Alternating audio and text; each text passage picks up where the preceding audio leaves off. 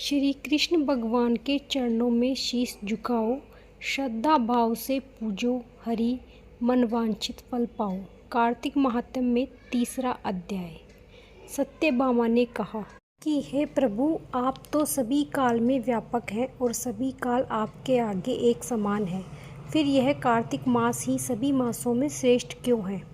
आप सब तिथियों में एकादशी और सभी मासों में कार्तिक मास को ही अपना प्रिय कहते हैं, इसका कारण बताइए। भगवान श्री कृष्ण ने कहा, हे भामिनी, तुमने बहुत अच्छा प्रश्न किया है। मैं तुम्हें इसका उत्तर देता हूँ, ध्यानपूर्वक सुनो। इसी प्रकार एक बार महाराज बेन के पुत्र राजा पृथु ने प्रश्न के उत्तर में देव ऋषि नारद से प्रश्न किया था, और जिसका उत्तर देते हुए नारद जी ने उसे कार्तिक मास की महिमा बताते हुए कहा कि हे राजन, एक समय शंख नाम का एक राक्षस बहुत बलवान व अत्याचारी हो गया था। उसके अत्याचारों से तीनों लोकों में त्राही त्राही मच गई। उस शंखासुर ने स्वर्ग में निवास करने वाले देवताओं पर विजय प्राप्त कर इंद्रादीप व लोकपालों के अधिकारों को छीन लिया। उससे भयभीत होकर समस्त देवता अपने परिवार के सदस्यों के साथ सुमेरु पर्वत की गुफाओं में बहुत दिनों तक छिपे रहे।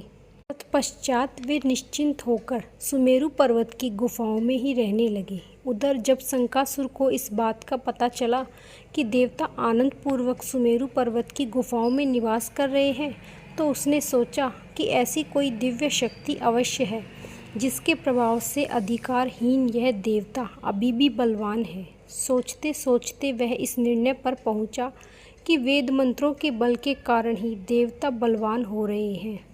यदि इनसे वेद छीन लिए जाएं तो वे बलहीनता विचार कर शंखासुर ब्रह्मा जी के सत्यलोक से शीघ्र ही वेदों को हर लाया। उसके द्वारा ले जाए हुए वेद भय से उसके चंगुल से निकल भागे और जल में समा गए। शंखासुर ने वेद मंत्रों तथा बीज मंत्रों को ढूंढते हुए सागर में प्रवेश किया, परंतु ना तो उसको वेद मंत्र मिले ना ही बीज मंत्र। जब शंखासुर सागर से निराश होकर वापस लौट गया, तो उस समय ब्रह्मा जी पूजा की सामग्री लेकर सभी देवताओं के साथ भगवान विष्णु की शरण में पहुँचे और भगवान को गहरी निद्रा से जगाने के लिए गाने बजाने लगे और धूप गंध आदि से बारंबार पूजन करने लगे। धूप दीप नैवेद्य आदि अर्पित किए जाने पर भगवान की निद्रा टूटी और वह देवताओं सहित ब्रह्मा जी को अपना पूजन करते हुए देखकर बहुत प्रसन्न हुए। मैं लोगों के इस कीर्तन व मंगलाचरण से बहुत प्रसन्न हूँ। आप अपना अभीष्ट वरदान मांगिए, मैं अवश्य प्रदान करूँगा।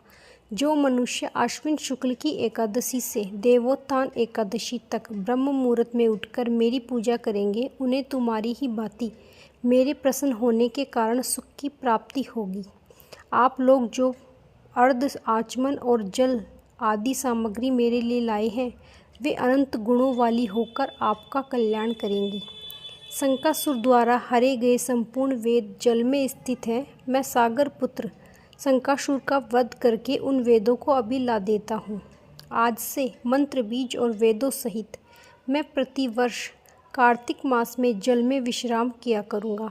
अब मैं मत्स्य का रूप धारण करके जल में जा रहा हूँ। तुम सब देवता भी मुनीश्वर सहित मेरे साथ जल में आओ। इस कार्तिक मास में जो श्रेष्ठ मनुष्य प्रातःकाल स्नान करते हैं, वे सब यज्ञ के अव्रत स्नान द्वारा भली भांति नहा लेते हैं। हे देवेंद्र, कार्तिक मास में व्रत करने वालों को सब प्रकार से धन, पुत्र पुत्री आदि देते रहना और उनकी सभी आपत्तियों से रक्षा करना। हे धनपति कुबेर, मेरी आज्ञा के अनुसार तुम उनके धन धान्य की वृद्धि करना, क्योंकि इस प्रकार का आचरण करने वाले मनुष्य मेरा रूप धारण करके जीवन मुक्त हो जाते हैं।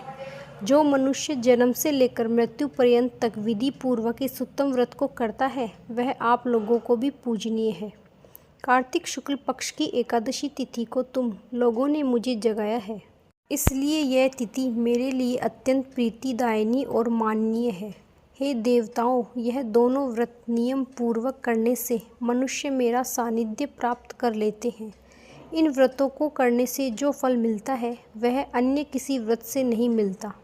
अतः प्रत्येक मनुष्य को सुखी और निरोग रहने के लिए कार्तिक माहात्म्य और एकादशी की कथा सुनते हुए नियमों का पालन करना चाहिए।